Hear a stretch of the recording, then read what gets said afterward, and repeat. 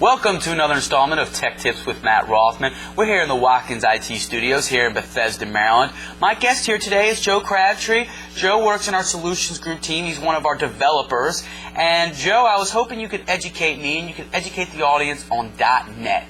What exactly is .NET? Well, Matt, first, thanks for having me on the program again. It's a pleasure being here. Help educate your audience. .NET is a software development framework, which basically means you install a framework on a server that allows software applications to run. Kind of complicated, don't want to get too technical. So for people that write software, .NET is their framework? It is a framework. Let me put this in a little bit different terms to help your audience understand. So if you guys remember, if anybody remembers before the internet, wow, okay. Which I know, a long time ago. If you wanted a software application, you had a CD. Take the CD, go around to all of your employees and install that application on the actual physical computer that you wanted to run it from. Okay. Okay.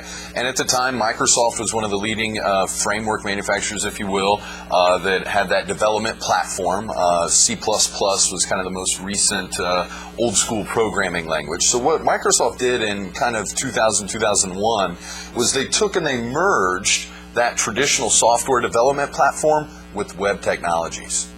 Okay, and so that allowed any kind of software application that you used to only be able to write for a computer and installed on through a CD, allowed you to do the same thing through the web, which was a huge jump. So is .NET a Microsoft technology? It is a Microsoft technology. It is developed, maintained, and all that good stuff through Microsoft. It is free.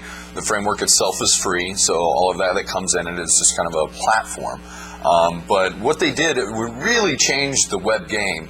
Like I said, if anybody remembers back before really internet was real popular, when the internet first did get popular, really all on web pages is all you had was kind of text, images, maybe a little bit of color here and there, and maybe like an email submit form or something really simple like that. Never had any hardcore application level programming. So when Microsoft did that, it really opened up the world for software developers. Guys like me said, wow, this is pretty cool. Now any kind of manufacturing, business operational, accounting systems, your really complex software can now be made and made web-based. Okay, so this .NET, this framework, is what you and other developers use to build these software applications. Correct, yeah. The framework itself is really all it is a collection of pre-compiled and pre-built programming techniques. It can run on a multitude of different languages. Microsoft, commonly the VB.NET and C#.NET are kind of the two most popular and biggest ones. So you write programming code that allows you to do things in those languages. Well, to start the .NET framework,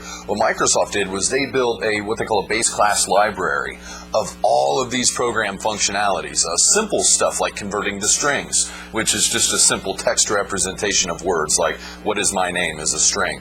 So in order to translate that code into that outputted textual value, Microsoft created a standardized function in their base class library that would do that conversion for you, so that a programmer didn't have to write it. So it's basically like getting rid of all the basic stuff, the stuff that you do over and over and over again. Microsoft really packaged up in that base class library. There's other much more complicated things we get into, like sending email functions, working with security, encryption, things like that are all built into the .NET framework. So me as an application developer, I don't need to reinvent that wheel every time. I simply use the base class library and I program against that to make more complicated and then therefore bigger, more logical operational and business software. Now, how does .NET come into play with another software called SharePoint? We've talked about SharePoint many times before, but how does .NET come into play when it comes to Microsoft SharePoint? That's a great question as well, man. And for a minute, I'll back up and go beyond just the SharePoint discussion.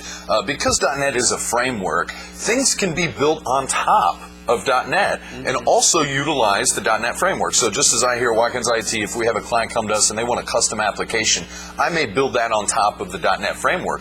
Microsoft did the same thing, and one example of that is the SharePoint platform, where they took everything that they were doing with SharePoint, basically built that application on top of .NET. Okay, so SharePoint's written in .NET. Correct, yeah. Gotcha. SharePoint is written in .NET, but it also extends .NET, and they also developed along with it what they also call a SharePoint object model that is a addition to the base class library and other DLLs and assemblies that can be used to program specifically towards SharePoint stuff. So I know that gets a little bit technical, but... Okay, so, just to recap it, .NET is what allows other developers to just build software applications. Yep. And Microsoft SharePoint is an example of a .NET application. Correct. Yeah. Okay. Well, Joe, thank you very much. I know I learned something. I actually learned a lot this go around. I'm sure the audience learned something too. And before I let you go, we're here in the D.C. area, and we had this huge snowstorm, snowpocalypse, as they called it, or whatever, Snowmageddon.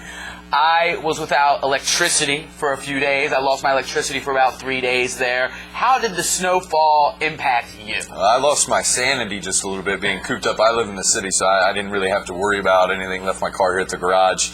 It was a wild amount of snow. I grew up in Indiana, and we're used to seeing quite a bit of snow in Indiana. But in an urban area like this, to get 40 inches and all that jazz, and to see these piles of snow, no, I don't care to have that again. So you were planned ahead, and you didn't have to dig out your car by leaving it in the garage. Thankfully, but I also didn't leave my house for about 3 days either. Very smart, man. So you were just cooped up. Cooped up. Luckily, you had your computer, and you could use .NET to write there software. You go. I did lots of home. programming while I was at home. Yeah. Okay. Well, Joe, thank you very much for coming on the program here. This is Joe Crabtree with Watkins IT. I definitely appreciate you for coming on. Special shout out to Victor working the camera back there. So if any of you out there in the audience would like to be a guest on Tech Tips, or if you have any technology ideas you'd like covered, please feel free to contact me. This is Tech Tips with Matt Rothman.